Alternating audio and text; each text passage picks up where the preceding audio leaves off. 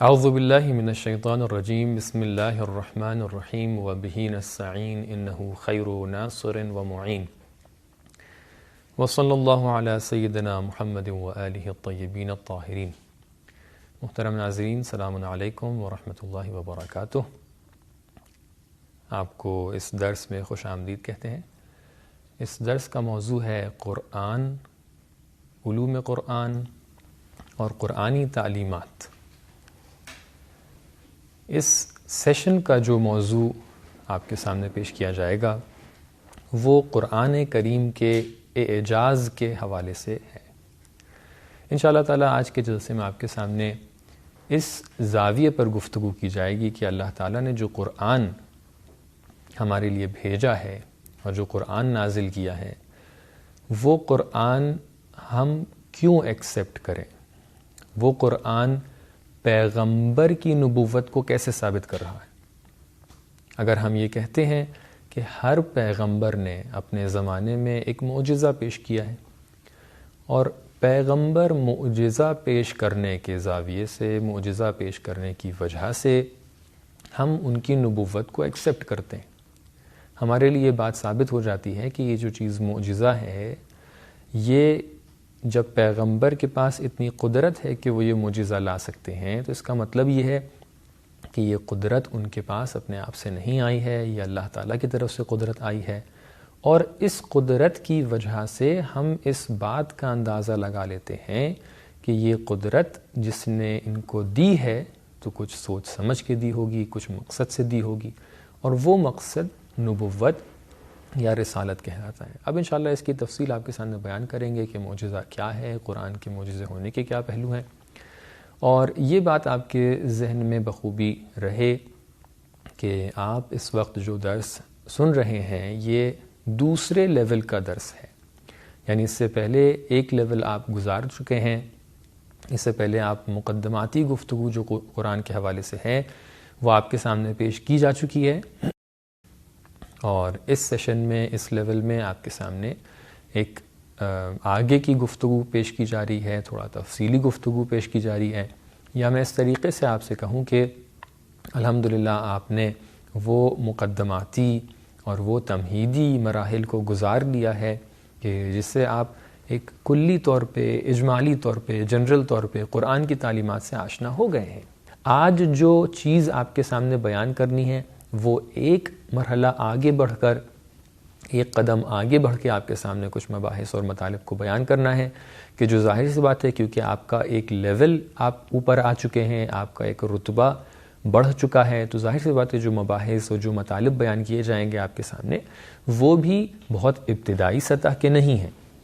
وہ گفتگو، وہ ڈسکشنز جو آپ کے سامنے پیش کیے جا رہے ہیں یہ ایڈوانسڈ لیول کے ہیں، تو لہٰذا آپ کو ان مطالب کے اوپر، ان ڈسکشنز کے اوپر ایک خاص توجہ کے ساتھ، ایک خاص غور کے ساتھ آپ کو اس کو سننے کی ضرورت ہے، تو لہٰذا آپ میرے ساتھ رہیے اور اپنی تمام تر توجہات کو میرے ساتھ رکھیے، اور اس مبحث کو، اس مطلب کو، اس ڈسکشن کو میرے ساتھ ہمراہ رہ کر سنیے اور سمجھیے۔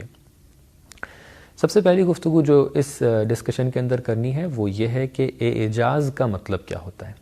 ہم لوگوں نے بہت سے ٹائم یہ لفظ سنا ہے کہ قرآن معجزہ ہے، قرآن اعجاز رکھتا ہے، یا مثال کے طور پہ ہم لوگ بہت سارے انبیاء کے بارے میں اس طریقے کی گفتگو سنتے ہیں۔ جناب عیسیٰ کا معجزہ یہ تھا کہ وہ مردوں کو زندہ کر دیا کرتے تھے، جناب موسیٰ کا کچھ اور معجزہ تھا، جناب ابراہیم کا کچھ اور معجزہ تھا، ہم لوگ سنا کرتے ہیں۔ اور کبھی کبھی یہ ہوتا ہے کہ ہم اپنی عام زندگی میں بھی کسی چیز کی بنسبت کہہ دیتے ہیں کہ یہ چیز کیا ہے، معجزہ ہے۔ آپ نے اگر ایک دم سے دیکھا کہ ایک بہت ہی بڑا میچ ہے کہ جو ایک میچ پھنس گیا ہے، کرکٹ کا میچ ہے، فٹ بال کا میچ ہے، آپ دیکھ رہے ہیں کہ یہ میچ فلاں ٹیم نہیں جیت سکتی، ایک دم سے آپ نے کیا دیکھا کہ اس ٹیم نے اتنا زیادہ ایفرٹ کیا، اتنا زیادہ محنت کی کہ ان کے اسٹرگل کے نتیجے میں وہ ٹیم جیت گئی. تو ایک دم سے کیا اخباروں میں جو ٹائٹل دے دیتے ہیں وہ کیا ہے کہ یہ ایک میریکل ہو گیا ہے، یہ ایک معجزہ ہو گیا ہے. آپ نے کہا کہ ایک اسٹوڈنٹ ہے، وہ پڑھنے کے لیے اسکول میں گیا ہے لیکن وہ 6 مہینہ لیٹ اپنے سیشن کے اندر انٹر ہوا ہے. سیمسٹر شروع ہو چکے ہیں، پڑھائی شروع ہو چکی ہے، 6 مہینہ لیٹ اسٹوڈنٹ کیا ہے. آپ نے جیسے ہی اسٹوڈنٹ کو دیکھا، آپ ٹیچر ہیں، آپ نے کہا کہ نہیں، 6 مہینہ لیٹ اگر کوئی ٹیچر اپنے اسٹوڈنٹ کو ایکسیپٹ کرے گا تو ٹیچر بھی اس کو نہیں پڑھا پائے گا، اور جو اسٹوڈنٹ ہے اس کو بھی اس کی بنسبت بھی ہم کہیں گے کہ نہیں، تم پاس نہیں ہو سکتے ہو. اب اگر اس نے فرض کیجئے ایک دم سے سیمسٹر کے آخر میں فرسٹ ڈویژن ہو کے پاس ہو گیا، وہ اس نے ایک دم ٹاپ کر لیا اپنی یونیورسٹی میں، اپنے کالج میں، تو ایک دم سے لوگ کیا کہیں گے؟ ارے یہ تو معجزہ ہو گیا. کیوں کہیں گے؟ کیونکہ ایک جو نارمل طریقہ ہے، ایک جو یوزول راستہ ہے ایک چیز کا، ایک جو نیچرل طریقہ ہے ایک چیز کا، آپ نے دیکھا کہ یہاں پر وہ نیچرل طریقہ کیا ہو گیا؟ بدل گیا. آپ نے دیکھا کہ یہ نیچرل طریقہ جو تھا یہ پوری طریقے سے تبدیل ہو گیا. تو اس وجہ سے ہم دیکھتے ہیں کہ معجزے کا لفظ، میریکل کا لفظ ہم لوگ عام طور سے بہت زیادہ استعمال کرتے ہیں، لیکن جب ہم شریعت کے اندر آ کر دیکھتے ہیں کہ جب اہل بیت علیہ السلام مثال کے طور پہ کہہ رہے ہیں کہ قرآن معجزہ ہے، اگر خود قرآن اپنے آپ کو معجزہ بتا رہا ہے تو یہاں پر معجزے کا کیا مطلب ہے؟ کیا اس کا مطلب یہ ہے کہ ایک بہت ہی ایسی چیز ہو گئی کہ جو ہیپن نہیں ہو سکتی تھی، جو اس دنیا میں وجود میں نہیں آ سکتی تھی؟ کیا ایسا ہو گیا ہے کہ ہم لاجیکلی اور ریشنلی اس انسیڈنٹ کو ایکسپلین نہیں کر سکتے ہیں؟ تو آئیے اس کے اوپر تھوڑی سی نگاہ ڈالتے ہیں، اس کے اوپر روشنی ڈالتے ہیں کہ یہ معجزہ ہماری شریعت کے اندر اس کی تعریف کیا ہے، اس کو کس طریقے سے ہم ڈسکرائب کر سکتے ہیں. معجزہ اس کا سب سے پہلا ایلیمنٹ جو ہے وہ یہ ہے کہ وہ ایک ان یوزول چیز ہوتی ہے، وہ ایک غیر معمولی چیز ہوتی ہے. معمولی چیزیں ہم لوگ روزمرہ زندگی میں انجام دیتے ہیں. آپ روزمرہ صبح اٹھتے ہیں، پھر ناشتہ کھانا پینا، اس کے بعد پھر آپ آفس جاتے ہیں، کالج جاتے ہیں، یونیورسٹی جاتے ہیں. یا مثال کے طور پہ آپ فرض کیجئے ایک جیسے کہ میں نے مثال دی تھی، اگر ایک اسٹوڈنٹ اگر سال کے شروعات میں ایک اسکول کے اندر انٹر ہو رہا ہے، اس کا ایڈمیشن ہو رہا ہے، اور وہ ایک نارمل رفتار سے، ایک نارمل محنت سے اگر وہ پڑھے تو سال کے آخر میں اس کو پاس ہونا چاہیے. اگر ایک اسٹوڈنٹ ہے کہ جو بہت زیادہ محنت کر رہا ہے تو اس کے لیے یوزول کیا ہے کہ اس کو ٹاپ کرنا چاہیے. ایک اسٹوڈنٹ وہ ہے کہ جو اسکول جا رہا ہے اور وہ صرف دکھانے کے لیے اسکول جا رہا ہے. اسکول میں جو کلاس میں بیٹھتا ہے تو موبائل میں کھیلنے رکھتا ہے، کلاس سے نکلتا ہے تو دوستوں کے ساتھ چلا جاتا ہے، گھر پہ آتا ہے تو وہ ٹی وی دیکھنے لگتا ہے. یعنی یہ کہ اس نے پوری جو اس کا سیمسٹر ہے، پورا سال ہے، پورا سیشن ہے، اس کے اندر محنت ہی نہیں کی. اب جب محنت نہیں کی تو اس کے لیے معمولی چیز، اس کے لیے یوزول چیز، اس کے لیے نیچرل چیز یہ ہے کہ اس کو فیل ہونا چاہیے. اس کو بولتے ہیں ایک معمولی چیز. معجزہ اس چیز کو کہتے ہیں، اس کا پہلا ایلیمنٹ کیا ہو گیا کہ اس کے اندر غیر معمولی ایسپیکٹ موجود ہوتا ہے. یعنی جب انبیاء آ کر کوئی کام کرتے ہیں، انبیاء آ کر کوئی ایسا کام، کوئی ایسا حادثہ، کوئی ایسا میریکل آپ کو دکھاتے ہیں تو اس کا پہلا ایلیمنٹ یہ ہوتا ہے کہ وہ چیز عام طور پہ عام لوگ نہیں کر سکتے ہیں. اگر جناب موسیٰ اپنی عصا کو اژدہا میں تبدیل کر دیتے ہیں، وہ اژدہا بن جاتا ہے، تو یہاں پہ عام انسان یہ کام نہیں کر سکتا ہے. اگر جناب عیسیٰ کسی مردہ انسان کو زندہ کر دیتے ہیں، کسی بیمار انسان کو فوراً اس کے اندر اس کو شفایاب کر دیتے ہیں، تو کوئی عام انسان یہ کام نہیں کر سکتا ہے. یہ ایک کوئی عام چیز نہیں ہے، ایک کوئی نیچرل چیز نہیں ہے. تو لہٰذا معجزے کا سب سے پہلا ایلیمنٹ کیا ہو گیا کہ معجزہ ان یوزول ہونا چاہیے، معجزہ غیر معمولی، غیر عادی ہونا چاہیے. اور دوسرا ایلیمنٹ معجزے کا یہ ہوتا ہے کہ معجزے کے اندر نبوت کا اور حقانیت کا دعویٰ ہوتا ہے. یعنی اگر کوئی انسان ایسے ہی کہیں پر جا رہا ہے، یا مثال کے طور پہ ہم لوگ دیکھتے ہیں کہ پیغمبر اکرم صلی اللہ علیہ وآلہ وسلم نے جب اپنی نبوت کو ثابت کر دیا ہمارے لیے، اب اگر آ کر وہ کوئی معجزہ دکھاتے ہیں تو وہ معجزہ ایک طریقے سے اس نبوت کے دعوے کے ساتھ نہیں ہے. یا ائمہ طاہرین علیہ السلام جب آ کر معجزہ دکھاتے ہیں، کوئی کرامت دکھاتے ہیں، تو وہاں پر کوئی نبوت کا دعویٰ نہیں ہے. تو لہٰذا اگر نبوت کا دعویٰ ہے تو شریعت میں اس چیز کو معجزہ کہا جاتا ہے، اگر نہیں ہے تو اصطلاحی طور پہ اس کو معجزہ نہیں کہتے ہیں. حالانکہ عرف میں ممکن ہے کوئی اس کو معجزہ بھی کہہ دے، کوئی اس کو کہہ دے کہ ہاں یہ میریکل ہو گیا ہے. اور تیسری چیز جو ہوتی ہے اس کے اندر وہ یہ ہوتی ہے کہ معجزہ ہمیشہ دعوے کے مطابق ہوتا ہے. ایسا نہیں ہوتا ہے کہ آپ نے سنا بھی ہوگا، کیونکہ بہرحال جب ہم لوگ ورچوئل اور آن لائن طریقے سے آپ کے سامنے کلاس پیش کر رہے ہیں تو ظاہر سی بات ہے آپ کو محسوس ہو رہا ہوگا کہ کبھی کبھی تھوڑا سا تھکان محسوس ہو جاتی ہے. تو میں کوشش یہ کروں گا کہ اپنی گفتگو کے درمیان آپ کو تھکنے نہ دوں. تو کبھی کبھی آپ نے سنا ہوگا کہ ایک ایسا قصہ سناتے ہیں کہ کوئی ایک شخص تھا اور اس نے کہا کہ میں نبی ہوں. تو لوگوں نے کہا کہ نبی کے پاس تو معجزہ ہوتا ہے، تو آپ معجزہ تو دکھائیے. تو اس نے کہا ٹھیک ہے چلو میں معجزہ دکھاتا ہوں. لوگوں نے کہا چلیے سامنے وہ پیڑ ہے، آپ پیڑ سے کہیے کہ وہ آپ کی طرف آ جائے. وہ شخص ایک دم سے اٹھتا ہے، وہ پیڑ سے کہتا ہے کہ تم میری طرف آ جاؤ. اب وہ جتنا بھی کہتا ہے پیڑ تو اس کی طرف نہیں آتا ہے. پھر وہ کیا کرتا ہے کہ وہ خود پیڑ کی طرف چلا جاتا ہے. اب جب وہ خود پیڑ کی طرف جاتا ہے تو لوگ کہتے ہیں کہ ارے آپ نے تو کہا تھا کہ آپ معجزہ دکھائیں گے، لیکن آپ نے تو معجزہ بالکل الٹا دکھا دیا. پیڑ کو آپ کی طرف آنا چاہیے تھا، آپ پیڑ کی طرف کیوں چلے گئے؟ تو وہ ہنس کے کہتا ہے کہ انبیاء عام طور سے بہت ہی متواضع لوگ ہوا کرتے ہیں. اگر سامنے والا ان کی بات نہیں سنتا ہے تو خود انبیاء اس کی طرف جا کر چلے جاتے ہیں. تو دیکھیے یہاں پر اس نے ایک بات تو پیش کی، لیکن اس کی بات جو اس نے پیش کی معجزہ تو بالکل بھی نہیں تھا، لیکن جو بات پیش کر رہا تھا اس کے بالکل برعکس، اس کے بالکل الٹی چیز واقع ہو گئی. آنا چاہیے تھا پیڑ کو، لیکن یہ چلا گیا. تو لہٰذا معجزے کے اندر ایک ایسپیکٹ جو بہت زیادہ اہم ہے وہ کیا ہے کہ معجزہ ہمیشہ دعوے کے مطابق ہوتا ہے. اگر پیغمبر یہ ارشاد فرمائیں کہ میں ایک ایسا معجزہ دکھاؤں گا کہ جس کے اندر میں مردے کو زندہ کر سکتا ہوں، لیکن اگر کوئی نبی آ کر اسی کو یہ کام کرنا چاہے اور پھر جو زندہ تھا اس کو بھی مار ڈالے. اگر پیغمبر کوئی آئے اور اس طریقے سے کہے کہ میں جو بیمار ہے اس کو شفایاب کر دوں گا، لیکن جب وہ شفایاب کرنے کے لیے آئے تو کیا دیکھے کہ جو بیمار تھا اس کو مار ڈالے. تو اگر ایسی سچویشن ہو جائے گی تو اس نے ایک کام تو ایسا کیا ہے کہ جو دیکھنے میں انیوژول ہے. بیمار انسان کو فوراً مار ڈالا، زندہ انسان کو فوراً مار ڈالا. ہو سکتا ہے کوئی ظاہری کوئی خاص کام بھی نہ کیا ہو، لیکن وہ دعوے کے مطابق نہیں ہے، وہ اس کی بات کے مطابق نہیں ہے، وہ جو کلیم کر رہا ہے اس کے مطابق نہیں ہے. تو لہٰذا کنکلوژن کی طرف بڑھتے ہیں اس سیکشن کے کہ معجزہ اس چیز کو کہتے ہیں کہ جہاں پر پہلی بات تو یہ ہے کہ غیر معمولی کام کیا جائے، دوسری بات یہ ہے کہ اس کے ساتھ نبوت کا دعویٰ ہو، اور تیسری چیز کیا ہے کہ اس کے اندر جو دعویٰ کیا جا رہا ہے اس کے مطابق کام انجام پائے. اس چیز کو کہتے ہیں معجزہ. اب آئیے ہم لوگ اس چیز کو دیکھتے ہیں قرآن کی بنسبت، کہ جب ہم آ کر کہتے ہیں کہ قرآن اللہ تعالیٰ کی طرف سے پیغمبر اکرم صلی اللہ علیہ وآلہ وسلم کو معجزے کے طور پہ عطا کیا گیا ہے، تو یہ معجزہ کیسے ہے؟ ہم لوگ آ کے جب قرآن کے اندر دیکھیں تو قرآن کے اندر کچھ آیات ایسی ہیں کہ جس کے اندر تحدی موجود ہے.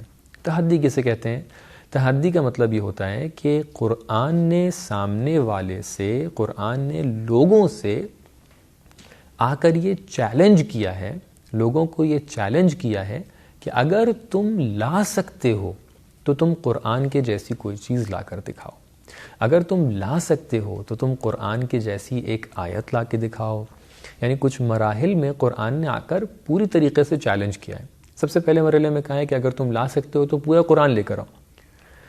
دوسرے مرحلے میں کہا ہے کہ اگر تم پورا قرآن نہیں لا سکتے ہو تو کم سے کم 10 سورے لے کے آ جاؤ.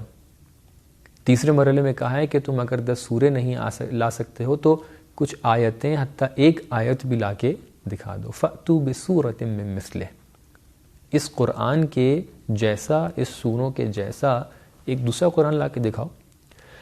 تو یہ جو تحدی ہے اس کو کیا بولتے ہیں علوم قرآن کے اندر؟ تحدی اس کا مطلب یہ ہوتا ہے چیلنج کرنا. تو قرآن نے چیلنج کیا ہے کہ آپ کیا ہمارے سامنے آپ کیا قرآن کے جیسی کوئی کتاب لا سکتے ہیں؟ کیا قرآن کے جیسے کوئی سورے لا سکتے ہیں؟ کیا قرآن کے جیسے کچھ آیات لا سکتے ہیں؟ اب جب آپ نہیں لا سکتے ہیں تو اس کا مطلب یہ ہے کہ یہ قرآن کسی انسان کے بس کی بات نہیں ہے.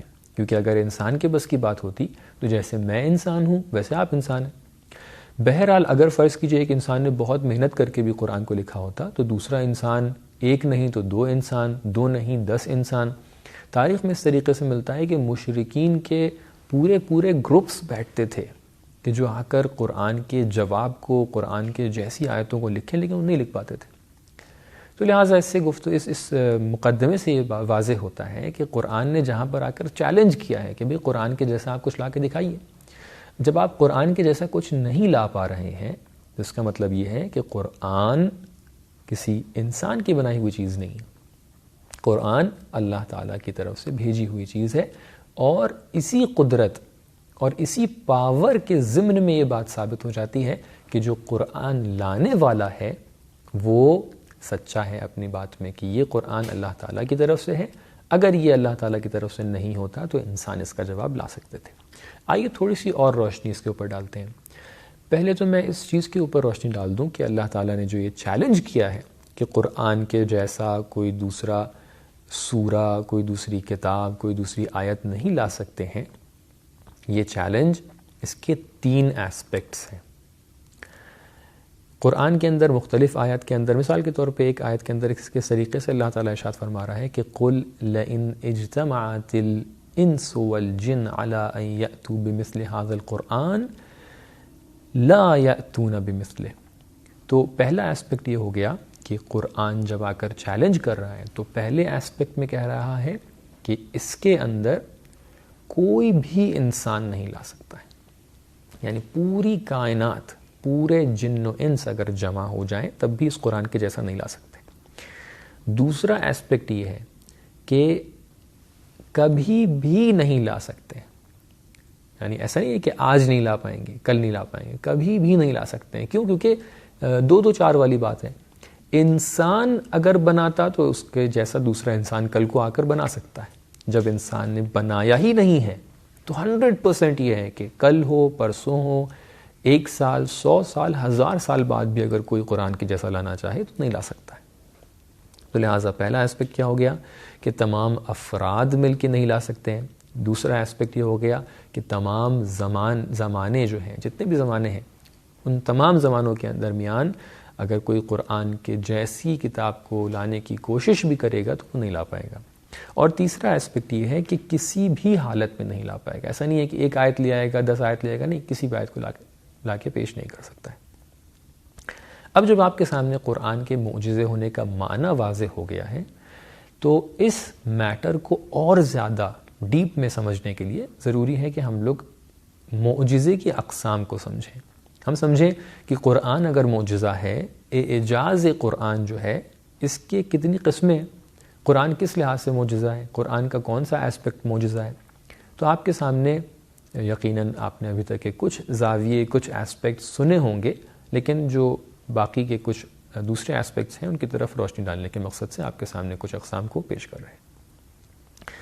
سب سے پہلا، میں دیکھیے اس لفظ کے اوپر غور کیجئے کہ میں یہ نہیں کہہ رہا ہوں کہ سب سے بڑا یا سب سے اہم، نہیں، سب سے پہلا ایسپیکٹ جو قرآن کا، جس سے قرآن کے معجزے ہونے کے اوپر آپ حکم لگا سکتے ہیں، کہہ سکتے ہیں کہ قرآن معجزہ ہے، وہ ایسپیکٹ یہ ہے کہ قرآن فصاحت و بلاغت کے لحاظ سے معجزہ ہے.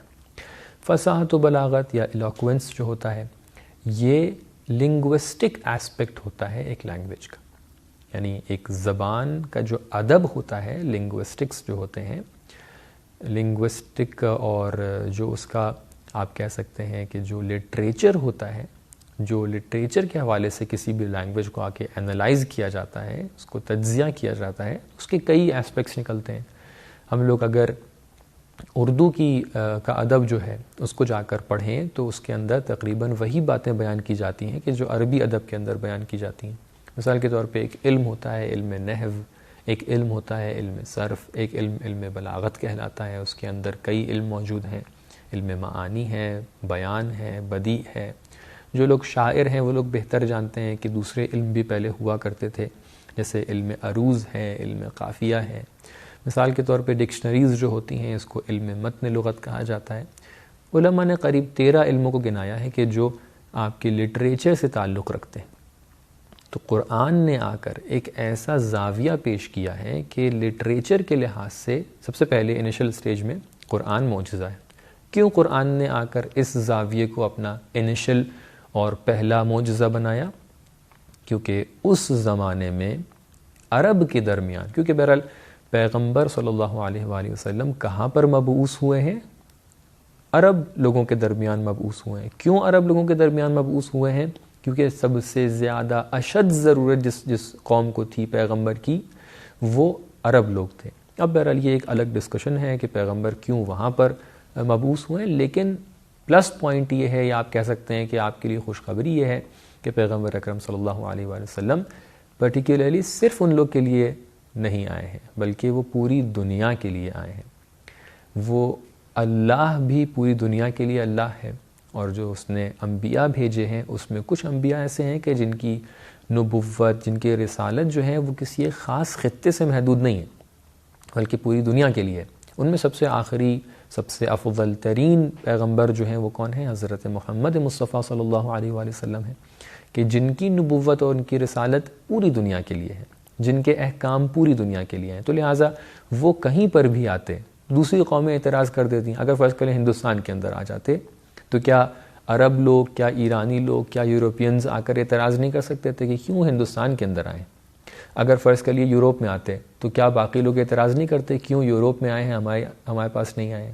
اب ایسا تو نہیں ہو سکتا تھا کہ پیغمبر خود شخص شخی سے پیغمبر آ کر سب جگہ ایک ٹائم کے اوپر تشریف لے کر آئے. نہیں، اس دنیا مادی کا تقاضا یہ ہے کہ پیغمبر صلی اللہ علیہ وآلہ وسلم اس دنیا کے کسی ایک خطے میں آئے. سب سے زیادہ جو اشد ضرورت تھی اس زمانے کے جس خطے کو، وہ عرب کا خطہ تھا، لہٰذا پیغمبر اکرم وہاں پر تشریف لائے. اب پیغمبر اکرم نے کیونکہ اس زمین پہ قدم رکھا تھا جہاں پر زبان، لینگویج وغیرہ کے حوالے سے بہت زیادہ ان لوگ اپنی لینگویج پہ بہت زیادہ اہمیت دیتے تھے، اور ان کا طرِ امتیاز ہی یہی تھا. یا آپ کہہ سکتے ہیں کہ کل ملا کے جس چیز کے اوپر وہ لوگ فخر کرتے تھے، مثال کے طور پہ آپ فرض کیجئے آپ کسی کنٹری میں جائیے تو ان کے پاس بہت سی چیزیں ہوتی ہیں، وہ کہتے ہیں ہم ان چیز پہ فخر کرتے ہیں. ہندوستان میں آئیے تو آپ کہیں گے ہم اپنے، مثال کے طور پہ ہندوستان میں اس وقت جس چیز پہ فخر کیا جا سکتا ہے، حالانکہ بہت سی چیزیں اتنی زیادہ نہیں بچی ہیں اب جس پہ فخر کیا جائے، لیکن اگر کوئی فخر کرنا چاہے تو وہ کہہ سکتا ہے کہ ٹھیک ہے ہم نے ٹیکنالوجی وغیرہ کے اندر بہت زیادہ ترقی کر لی ہے، یا ہمارے یہاں کھیتی باڑی بہت اچھی ہوتی ہے کیونکہ بہت ہی حاصل خیز زمین ہمارے یہاں موجود ہے.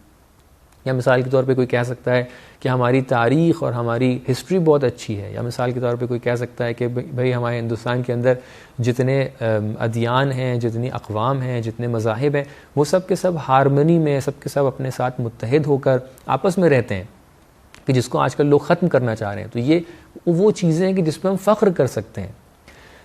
لہٰذا ہر قوم کے پاس کچھ چیزیں ہوتی ہیں. آپ ایران جائیں گے، ایران کے اندر کچھ ایسی چیزیں ہوں گی کہ جس میں وہ لوگ فخر کرتے ہیں. یوروپ جائیں گے تو وہاں پر وہ کہیں گے ہمارے پاس مینجمنٹ بہت زیادہ ہے، ہمارے پاس صفائی بہت زیادہ ہے، یہ ہمارے لیے باعث فخر ہے. تو لہٰذا جب ہم عرب کی قوم کی طرف پلٹ کے دیکھتے ہیں تو ان کے لیے جو چیزیں باعث فخر تھیں اس میں سے سب سے اہم ترین چیز کیا تھی؟ زبان تھی. وہ کہتے تھے کہ جب ہم بات کرتے ہیں تو ہم مسجع اور مقفع بات کرتے ہیں. ہم جب بات کرتے ہیں تو اشعار سے گفتگو کرتے ہیں. ہم جب بات کرتے ہیں تو ہم بہت فصیح و بلیغ بات کرتے ہیں. ہم جب گفتگو کرتے ہیں تو وہ بہت ہی متین اور سلیس گفتگو ہوا کرتی ہے. تو لہٰذا وہ لوگ زبان کے اوپر بہت زیادہ اس کو اہمیت دیتے تھے. تو ہر پیغمبر نے، جس زمانے میں کوئی پیغمبر بھی آیا ہے، اس نے اپنی قوم کو اس زاویے سے اپنی طرف بلایا ہے، اس راستے سے اپنی طرف بلایا ہے جس راستے میں وہ لوگ آلریڈی کیا تھے، اپنے آپ کو 30 مار خاں سمجھتے تھے، اپنے آپ کو بہت بڑا سمجھتے تھے. وہ سمجھتے تھے کہ اس راستے میں تو کوئی مجھے چیلنج نہیں کر سکتا ہے. مثال کے طور پر جناب موسیٰ کے زمانے میں بہت سارے لوگ تھے کہ جو اپنے آپ کو جادوگر سمجھتے تھے، جادوگر کہتے تھے، جادوگر تھے بھی، وہ سمجھتے تھے کہ نہیں، جو جادو ہم پیش کر رہے ہیں ہمیں آ کر کوئی چیلنج نہیں کر سکتا ہے. تو لہٰذا اللہ تعالیٰ نے جناب موسیٰ کو وہی قدرت دے کر بھیجا کہ دیکھو تم ان کو اسی زاویے سے، اسی ایسپیکٹ سے چیلنج کرو، تاکہ یہ لوگ تمہارے سامنے گھٹنے ٹیک دیں اور کہیں ہاں یہ جو قدرت اس کے پاس ہے، یہ جو قدرت یہ نبی لے کر آ رہے ہیں، یہ قدرت انسان کی نہیں ہو سکتی ہے. تو لہٰذا پیغمبر اکرم کو بھی سب سے پہلا زاویہ جو قرآن کے معجزے ہونے کا دیا گیا، وہ زاویہ یہی دیا گیا کہ آپ اس کو زبان، ادب اور لٹریچر کے لحاظ سے معجزہ قرار دیجئے. اور پیغمبر نے اس کو لٹریچر کے لحاظ سے، اور اللہ تعالیٰ نے اس کو لٹریچر کے لحاظ سے معجزہ قرار دیا سب سے پہلی سٹیج میں، تاکہ جو لوگ آ رہے ہیں، جو لوگ وہاں پر موجود ہیں، جو اپنے آپ کو کافی ماہر سمجھ رہے ہیں اس زاویے سے، اس فیلڈ کے اندر، ان کے لیے یہ بات واضح ہو جائے کہ ہاں یہ بات جو پیغمبر لے کر آئے ہیں، یہ زاویہ جو پیغمبر لے کر آئے ہیں، یہ ایک انسان کی بس کی بات نہیں ہے. بہرحال اس کے اندر تفصیل اور زیادہ بھی ہے، لیکن میں بڑھتا ہوں اگلی قسم کی طرف. قرآن کی جو اگلی قسم، قرآن کے معجزے ہونے کی جو اگلی قسم ہے، وہ یہ ہے کہ قرآن کے اندر ایک خاص نظم ہے. نظم کا مطلب ہوتا ہے ایک خاص آرڈر ہے، ایک خاص سسٹم ہے. ہو سکتا ہے کہ ہم میں اور آپ میں بہت سے لوگ ایسے ہوں کہ جو اسی زاویے سے قرآن کو کیا سمجھتے ہوں کہ قرآن کے اندر نظم نہیں ہے. اور ایسا نہیں ہے کہ یہ بات دوسروں نے نہیں کہی ہے. اس وقت بہت سارے ایسے لوگ ہیں کہ جنہوں نے آ کر قرآن کے اوپر یہ اعتراض کیا ہے کہ قرآن کے اندر وہ خاص سسٹم موجود نہیں ہے، وہ خاص نظم موجود نہیں ہے. وہ کہتے ہیں کہ مثال کے طور پہ آپ کسی بھی کتاب کو اٹھا کے دیکھ لیجئے، ہر کتاب کے اندر پہلے ایک فہرست ہوتی ہے، اس کے بعد پھر ایک مقدمہ ہوتا ہے، پھر کچھ چیپٹرز ہوتے ہیں، اور ہر چیپٹر ایک ٹاپک کے ضمن میں گفتگو کرتا ہے. ایسا نہیں ہوتا ہے کہ اگر میں فرض کیجئے کہ سائنس کے اوپر گفتگو کرنے کے لیے آ رہا ہوں تو میں فزکس کی باتوں کو آ کر زولوجی میں ڈال دوں، اور پھر ہسٹری کے ٹاپک جب شروع ہو تو وہاں پر آ کر ہم باٹنی کی بات کرنا شروع کر دیں. ایسا نہیں ہوتا ہے. جو ٹاپک ہوتا ہے اسی کی گفتگو ہوتی ہے.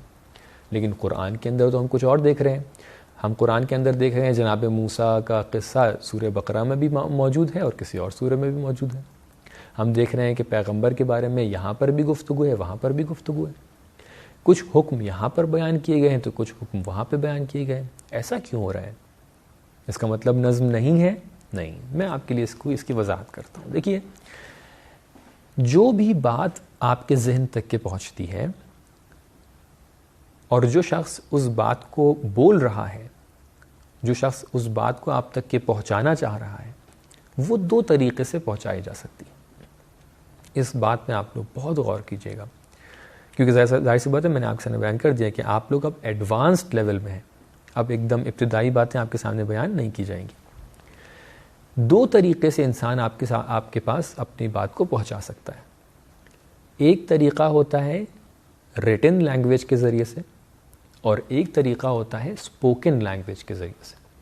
ممکن ہے جو میں درس آپ کے سامنے پیش کر رہا ہوں، اگر میں ہو بہو اسی کو لکھوں تو کوئی اس کو ریٹن لینگویج میں ایکسیپٹ نہ کرے، یا اگر میں اپنی جتنے بھی ڈسکشنز یہاں پر پیش کر رہا ہوں اس کو خلاصہ کر کے لکھ دوں تو شاید ایک پیج میں کچھ الفاظ میں اس کو لکھ کے آپ کے سامنے پیش کر دوں.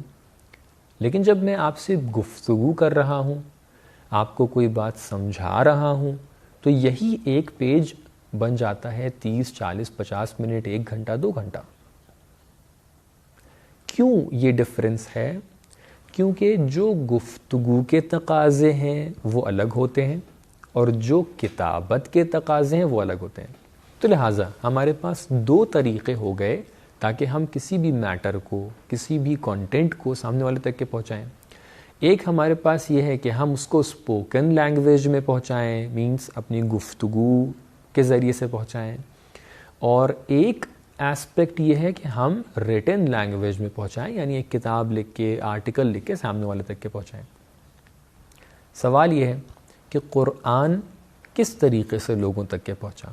کیا یہ ایک ریٹن لینگویج میں؟ حالانکہ یہ ٹاپک جو میں آپ کے ساتھ ڈسکس کر رہا ہوں یہ ایک بہت تفصیلی ٹاپک ہے، اور میں آپ سے درخواست کروں گا کہ آپ لوگ جب اس بات کو سن لیجئے گا تو اس کے بعد بھی جا کر اس کے اوپر ریسرچ کیجیے گا. اب ظاہر سی بات ہے میرے پاس جو وقت ہے وہ کافی محدود ہے، تو میں اپنی باتوں کو اتنی تفصیل میں بیان نہیں کر سکتا ہوں. تو آپ کی ذمہ داری ہے کہ آپ جا کر اس کے اوپر مزید ریسرچ کریں. خلاصے کے طور پہ جو اسپوکن لینگویج کے تقاضے ہیں وہ الگ ہوتے ہیں، جو ریٹن لینگویج کے تقاضے ہوتے ہیں وہ الگ ہوتے ہیں. جو اعتراض کیا جا رہا ہے وہ ریٹن لینگویج کے بیسس کے اوپر کیا جا رہا ہے. آپ کہہ رہے ہیں کہ کتابیں ایسی لکھی جاتی ہیں، کتابوں کے اندر ایسے ہی لکھنا چاہیے، اور میں اس بات کو ایکسیپٹ کرتا ہوں، لیکن قرآن جس طریقے سے پیش کیا گیا ہے وہ ایک کتاب نہیں ہے. کتاب ہوتے ہوئے بھی پیش کرنے کا طریقہ کیا ہے؟ Spoken language. پیغمبر نے 23 سال کی مدت میں قرآن آپ کے سامنے بیان کیا ہے. اب آپ بتائیے، اگر پیغمبر اکرم 23 سال کی مدت میں جو قرآن بیان کر رہے ہیں، اگر فرض کیجئے وہ ایک میٹر کو بالکل ابتدا میں بیان کر دیتے کہ بھئی یہ احکام ہے اس چیز کے، 5 سال بعد کسی کو اس احکام کی طرف اشارہ کرنا ہے، تو پھر آپ کیسے دوبارہ اس کو تکرار کرتے؟ اگر پیغمبر تکرار کر دیں تو آپ کہیں گے بھئی اس کتاب کے اندر تو بار بار ریپیٹ ہو رہا ہے. لہٰذا اسپوکن لینگویج کے اندر جب ہم کسی سے گفتگو کر رہے ہیں تو اس کے تقاضے الگ ہوتے ہیں، اس کے بہت زیادہ فائدے ہیں. سب سے پہلا فائدہ یہ ہے کہ انسان کے ذہن میں بار بار جب بات کوئی تکرار ہوتی ہے تو ذہن نشین ہو جاتی ہے، انسان کے ذہن میں بات بیٹھ جاتی ہے. دوسری بات یہ ہے کہ جب اسپوکن لینگویج میں کوئی بات کرتا ہے تو ایک سلسلہ برقرار رہتا ہے. ہمیشہ انسان بات کرتا رہتا ہے بار بار سامنے والے سے، لوگوں سے پیغمبر بار بار مخاطب ہوں گے، تو اس سے کیا ہوتا ہے کہ وہ ایک کنیکشن باقی رہتا ہے. لوگ خوش ہوتے ہیں کہ اللہ کے پیغمبر سے ایک کنیکشن باقی.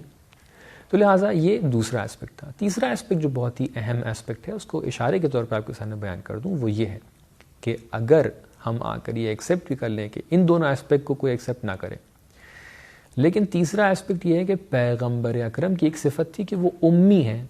امی کا مطلب یہ ہوتا ہے کہ جو شخص کسی درسگاہ میں، کسی اسکول میں، کسی کالج یا یونیورسٹی میں نہیں گیا ہے.